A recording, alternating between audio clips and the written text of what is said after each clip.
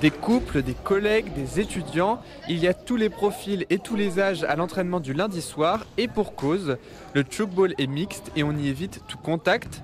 Charlie Payot, entraîneur. Le tchoukball, ça a été créé dans les années 60 par le docteur Hermann Brandt et un autre docteur français, et du coup ils ont créé ce sport pour qu'il y ait de moins en moins de blessés dans les cabinets médicaux, de blessés sportifs. Ici, pas de but ni de filet, mais 2 trampolines placées de part et d'autre du terrain. C'est un sport collectif qui se joue avec un ballon de handball, et pour marquer des points, il faut lancer un ballon donc le ballon de hand sur un trampoline.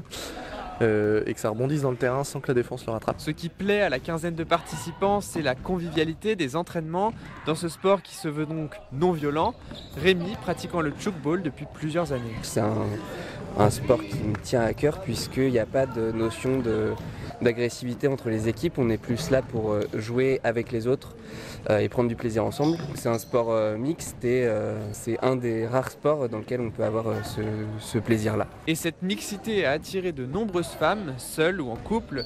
Julie a commencé en septembre le tchoukball avec son conjoint. Il y a le fait que ce soit mixte, moi ça me plaît parce que j'ai du mal avec l'idée de séparer deux sexes, voilà, sous prétexte qu'on n'est pas du même genre. Si ce sport est très implanté en Suisse, en France, il reste encore largement méconnu.